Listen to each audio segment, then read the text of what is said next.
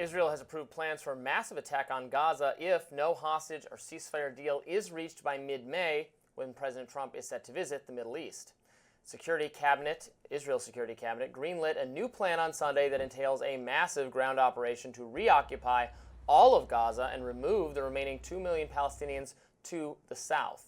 Tens of thousands of IDF reservists have been approved to deploy in the large-scale invasion. The escalation comes after Israel ended a ceasefire with Hamas mid-March. Joining us now to unpack the latest in the Israel-Hamas war is Dr. Trita Parsi, Executive Vice President of the Quincy Institute for Responsible Statecraft. Welcome back to Rising. Thanks for having me. So, a plan to attack Gaza on a massive scale, and of course some bombings of Gaza continue on a very, very frequent basis. But what needs to happen to avert this extremely serious escalation of the conflict there?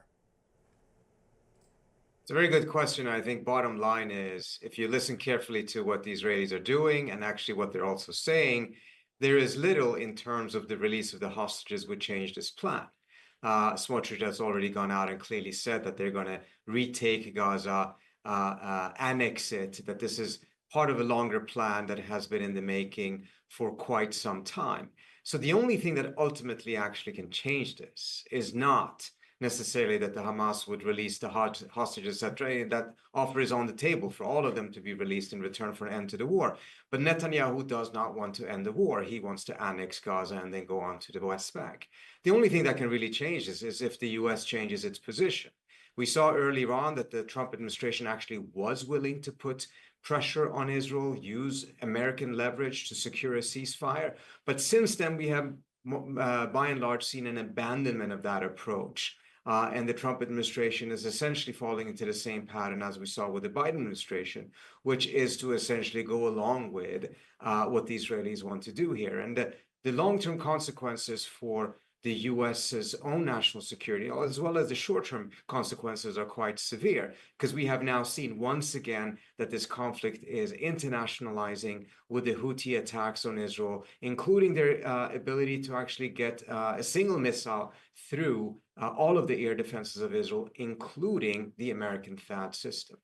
Now, Trita, you've been really critical of unconditional support for Israel from the U.S., but if this comes at a cost of humanitarian norms or violating those or international law, so what would be some next steps that would make sense for the U.S. or the Trump administration in this particular situation with an ally?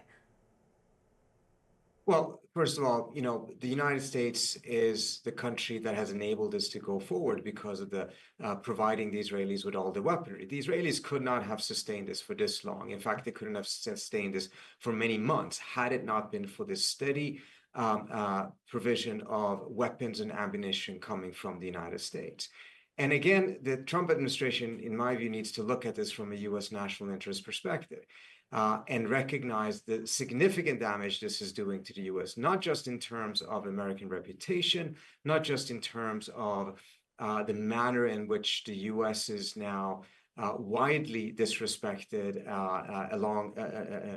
around the region as a whole. This is the lowest point for the U.S. since the Iraq War, but also mindful of the escalation risk in which the U.S. can get dragged into another war. And Yemen is now a very clear piece of evidence of this. And let me just paint a fuller picture. When the Iranians shot about 300 or so missiles at Israel in return for the Israeli assassination and exchange of fire earlier on between the two sides, they got probably around 20 to 30 or so missiles through. In order to get through the Israeli air defenses, as well as the systems that the U.S. had put in place in support of Israel, they needed to swarm the Israeli air defenses in order to get 10 or so % of the missiles through. Now you have an incident in which the Houthis used a much more advanced missile. They did not swarm the Israeli or the American air defenses. They shot a single one. And since then, the United States has actually put its most advanced anti-air missile defense system in Israel. And even that wasn't sufficient. What does this mean then? This means that the vulnerability, not just on the Israeli side, but also on the American side, is much greater than was previously thought. if this escalates into a full-scale war, in which they don't have to shoot hundreds of missiles and swarm the air defense systems in order to get missiles through. They can do so with a single missile. So the risk and the cost in blood and treasure for the United States, if this escalates, is greater than what was previously thought, given the technology that the Houthis now have. And this then raises the question again, what is the U.S. national interest in all of this that justifies the slaughter in Gaza, this unconditional support for Israel, including this risk of getting the U.S. dragged into war? And I could not find a single argument as to why this was worthwhile from a U.S. national interest perspective during the time of Biden, and certainly nothing has changed during the time of Trump either. Something is maybe changing within the Trump administration in terms of the defense policy. We've been covering all of these, this turmoil, turnover in terms of who's working there in the Pentagon. It seems like some of the more anti-interventionist voices within the administration have been displaced as a result of leaking and leak investigations. Mike Waltz, obviously, though, was out of his job, but now it's being characterized as a promotion, stepping into a different job. Do you have any insights into which direction the Trump administration is leaning in terms of a more interventionist foreign policy with respect to Israel or Iran, or a less interventionist policy that's actually, in line with what Trump and J.D. Vance said they wanted to do and ran on?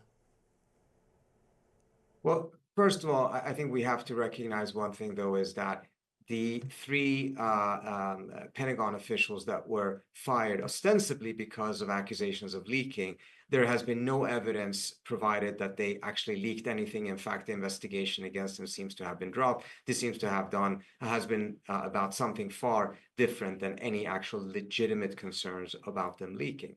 But you're quite right that the picture is rather mixed. On the one hand, you have seen some anti-interventionists, people who are actually pursuing what Trump promised that he would do when he was seeking election, have been ousted. But on the other hand, you also have seen now that Waltz has been fired, even though, of course, he's been replaced at the UN. Bottom line is that this is a massive, massive demotion.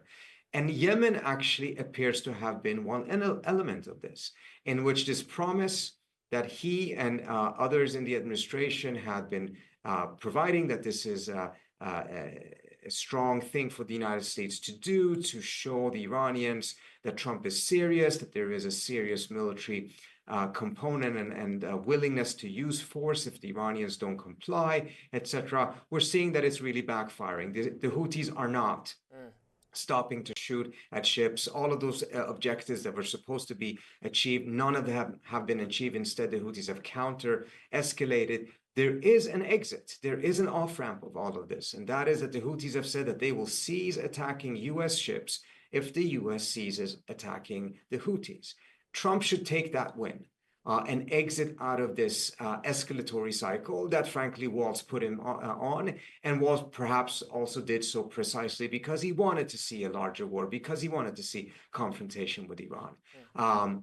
And since Trump has now fired him, he should also fire the policy that he put in place, which was to get us on this escalatory trajectory. Dr. Parsi, thank you so much for joining us today to discuss. We appreciate it. Thanks so much for having me. Next up on Rising is right-wing media on the rise. We'll discuss. Stay with us.